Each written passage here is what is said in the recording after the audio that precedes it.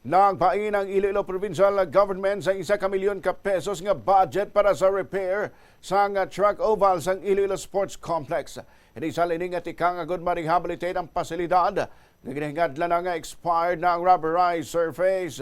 Sa interview sang Bomborado kay Ray Cabadles, ang Sports Development Officer 4 sa Iloilo Provincial Government. Iagin pahayag nga kinahanglan i-rehabilitate ang track oval. Ilabi na bangod maramong sports competitions ang patigayonon sa Iloilo Sports Complex.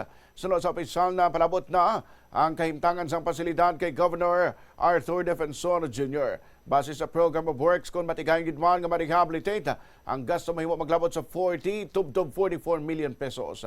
Apang sa karon repair pa lang anay ang mahatag sa probinsya samtang nagapangita pa sang dugang pondo ang gobernador. Lakip sa mga palabuton nga aktibidad among city meet sa Pebrero kag ang prisa. Sunod kay Cabarles, bayara sang mga patches sila sa starting line sang 100-meter das nga guba nagid. Dugang pa sini sa bahin naman sang paniginon nga dinagyang festival. Diri man maga-perform ang nagkalailan nga tribo nga magapasakop sa aktibidad. Ang budget ng 1 milyon ka pesos sa nagikan sa General Services Office ang gamiton para sa repairs ang track oval. Para naman ang pagpangita sang probinsya sang nagakaigong budget para sa rehabilitation sang rubberized track. Ginpahayag man nga Iloilo Sports Complex mayara sang seating capacity nga 8,000 katawong nga ginapaabot nga mag-serve sa panabong nga bisita kag participant sa palabuton pa nga mga aktibidad ilabi na nga isa ini sa mangin venue sang Tribes Competition sa Dinagyang Festival 2026.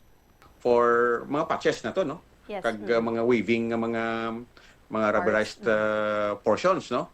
So hambal sang sang spurway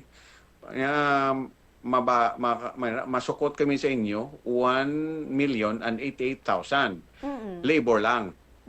Kay sino niya may ara pa magali kamo sang mga remaining nga mga granules. Pero na gid man ang inang track oval ta para nga pagabot sa panahon nga may mga event na kita diri sa Iloilo Sports Complex. Okay na, kag-ready naman niya magamit ang atong track oval, especially sa mga competitions.